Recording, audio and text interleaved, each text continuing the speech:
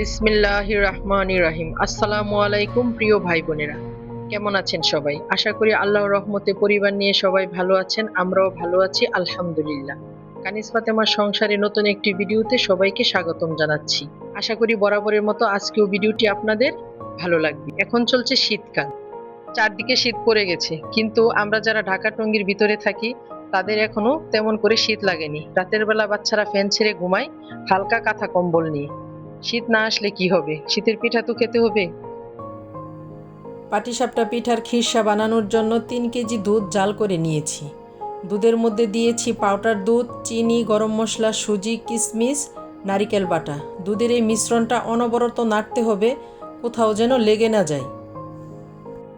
পাটিসাপটা পিঠার মেন উপকরণই হচ্ছে এই খিরসা। খিরসাটা বানানো হয়ে গেলে মনে হবে পিঠা যেন অর্ধেকই বানানো হয়ে গেছে। তো খিরসাটা আরেকটু জাল হয়ে ঘন হয়ে আসলে হয়ে যাবে। এই পিঠাটা কিন্তু সম্পূর্ণই মা বানায়, খেতে খুবই মজা হয়। এখন হচ্ছে দুপুর টাইম, ঘরে যেহেতু শীতের অতিথিরা আসছে, আজকে একটু রোস্ট পোলাও করব। রোস্ট করার জন্য 5টা পাকিস্তানি মুরগি আনা হয়েছে। 5টা মুরগি থেকে 20টা পিস হয়েছে। ভিডিওর এ পর্যায়ে এসে সবাইকে একটা রিকোয়েস্ট করে নিচ্ছি, প্লিজ ভিডিওটিতে একটি লাইক দিয়ে ভিডিওটি কন্টিনিউ করবেন। আপনার একটি লাইক আমার ভিডিওটিকে আরও 5 জনের কাছে পৌঁছে দিতে সাহায্য করবে। আপনার একটি লাইক আমার কাছে খুবই গুরুত্বপূর্ণ। আপনি যদি এখনও আমার চ্যানেলটিকে সাবস্ক্রাইব করে না থাকেন তাহলে প্লিজ চ্যানেলটিকে সাবস্ক্রাইব করে দিবেন। রান্না শেষ করে টেবিলে খাবার দিয়ে দিয়েছি। রোস্ট পোলাওয়ের সাথে ছিল মাছ ভাজা ও ডাল চচ্চড়ি। আমাদের ঘরে পোলাওয়ের সাথে ডাল চচ্চড়ি, বেগুন ভাজা, মাছ ভাজা খেতে খুবই পছন্দ করে। আমি এখানে সবাইকে খাবার বেড়ে দিচ্ছি। আজকে আমার রান্না করতে করতে একটু লেট হয়ে গিয়েছিল। এখন হচ্ছে খাবারের মাঝামাঝি পর্যায়ে। এই তো তাইবার বাবা এখানে খাচ্ছে। 2 ছেলে খাবার নিয়ে রুমে চলে গেছে, বড় মেয়ে রুমে চলে গেছে। টেবিলের মধ্যে আছে তাইবা ও আমাদের ভাগিনা। ভাগিনার নাম হচ্ছে ফারজান। সে মোবাইলে গেম দেখে দেখে খাবার খাচ্ছে। আমি একটু ডাক দেওয়াতে ক্যামেরার দিকে তাকালো। তো ভাগিনাকে ভাগিনার আম্মু খাইয়ে দিচ্ছে। এখনকার বাচ্চাদের অভ্যাস, মোবাইল না দেখলে খেতে চায় না। তো কি আর করার, যে কোনো উপায়ে তো খাওয়াতেই হবে। তাই এখানে মোবাইলে গেম দেখে দেখে খাচ্ছে। দুপুরে খাওয়া দাওয়া শেষ করে পাটিসাপটা পিঠা বানানো হচ্ছে। 2 চামচ করে গোলা দিয়ে চামচ দিয়ে ছড়িয়ে দিতেছে, আর এই রুটির মধ্যে খিরসা দিয়ে ডিম ভাজার মতো করে নিতেছে।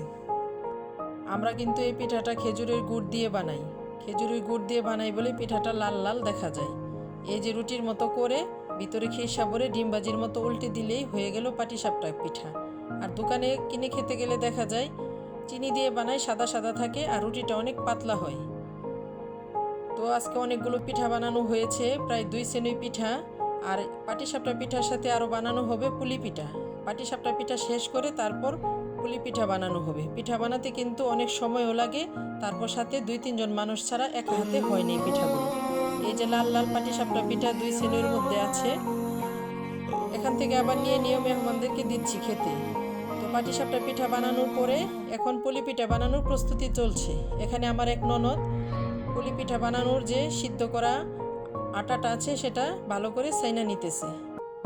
যত ভালো করে সাইনা নেওয়া হবে পিঠা ততই ভালো করে বানানো হবে, খেতেও মজা লাগবে। এই যে আরেক ননদ পিঠা বানিয়ে আমাকে দেখাইতেছে।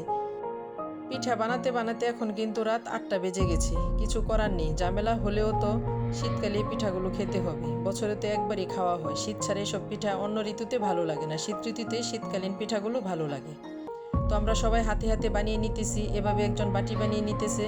তারপর আবার বাটির মধ্যে এখানে তিল, নারিকেল ও গুড় দিয়ে একটা পুর করে নেওয়া হয়েছে। এই পুরটা এই বাটির মধ্যে ভরে তারপর মুড়িগুলো ভেঙে দিতেছে। এই যে দেখেন আমরা কত সুন্দর সুন্দর করে পিঠাগুলো বানিয়ে নিয়েছি। আমরা পিঠা বানানোর একদম পাক্কা কারিগর। তো পিঠাগুলো এখন ভাপ দিব। ভাপা পিঠার মতো পাতিলের মধ্যে পানি দিয়ে তারপর চালনের মধ্যে পিঠাগুলো দিব। 20 থেকে 25 মিনিট পিঠাগুলো সিদ্ধ হয়ে গেলেই হয়ে গেল পুলি পিঠা।